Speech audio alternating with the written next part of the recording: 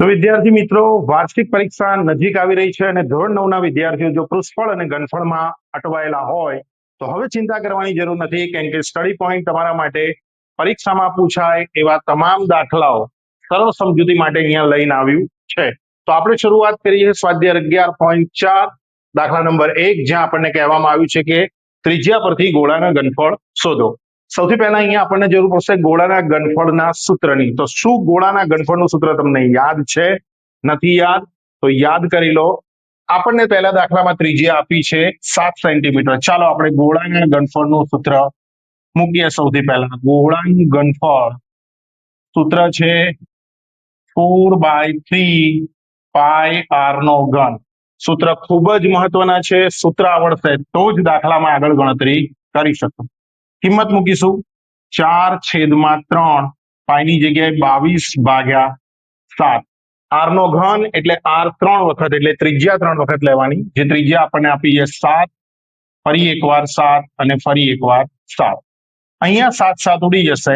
આપણી જોડે વધ્યા છે 77 49 અને 22 ચોક 88. આપણે ગુણાકાર કરીશું 49 ગુણ્યા 88.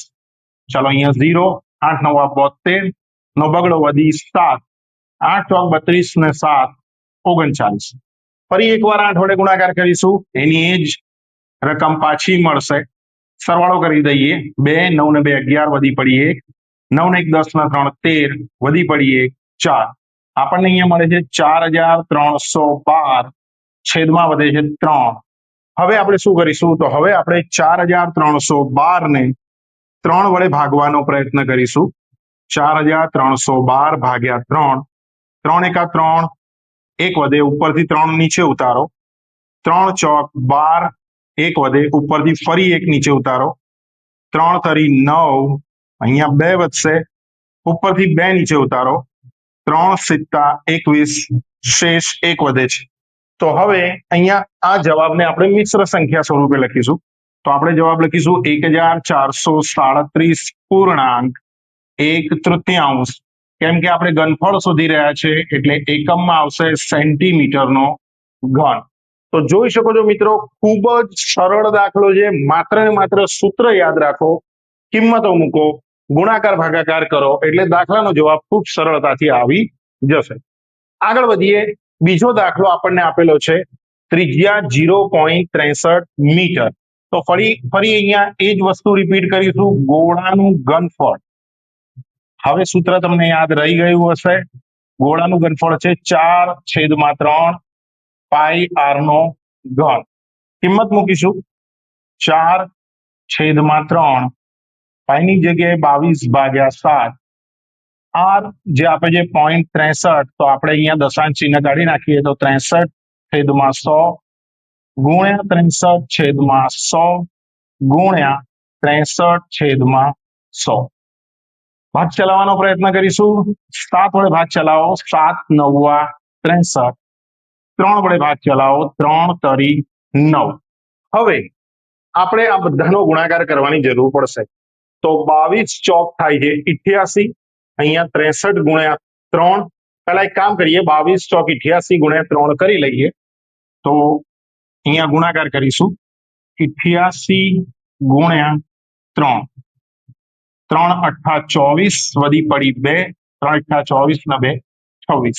એનો ગુણાકાર હવે 63 સાથે કરીશું. ચાલો ગુણાકાર કરીએ. અહીંયા 0 મૂકીશું. 6 ચોક 24 વધી પડી 2, 6 6 36 ને 2 38 વધી પડી 3, 6 દુ 12, 12 ને 3 15. 3 વડે ગુણાકાર કરીશું. 3 ચોક 12 વધી પડી 1, 3 છંગ 18, 18 ને 19 નો 9 વધી પડી 1, 3 દુ 6, 6 ને 1 7. અહીંયા આવશે 2, 9 ને 4 13 નો તગડો વધી 1, 8 ને 1 9 ને 7 16 વધી 1 6 1.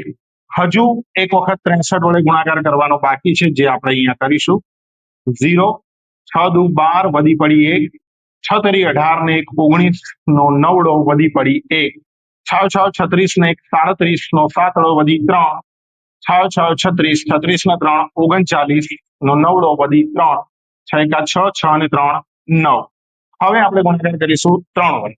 3 દુ 6, 3 તરી 9, 3 છંગ 18 નો 8 વધી 1, 3 છંગ 18 ને 1 19 વધી પડી 1 3 એકા 3 3 ને 1 4 સરવાળો કરીશું 6 9 ને 2 11 વધી 1 9 ને 1 10 ને 8 18 વધી 1 7 ને 1 8 8 ને 9 17 નો સાતડો વધી 1 9 ને 1 10 ને 4 14 વધી 1 9 ને 1 10 આપણને અહીંયા જવાબ મળે છે 10 47 816 છેદમાં 100 ગુણ્યા 100 ગુણ્યા 100 કરો એટલે એકની પાછળ 1 2 3 4 5 અને 6 મીટર કેમ કે નીચે હવે 10 લાખ છે તો આપણે દશાંશ સ્થળ મેળવવાનો પ્રયત્ન કરીશું નીચે 6 મીંડા છે એટલે પોઈન્ટ પછી 6 આંકડા આવવા જોઈએ 1 2 3 4 5 6 જવાબ અહીંયા મળશે 1.0 4 7 8 1 6 પણ આપણે ત્યાં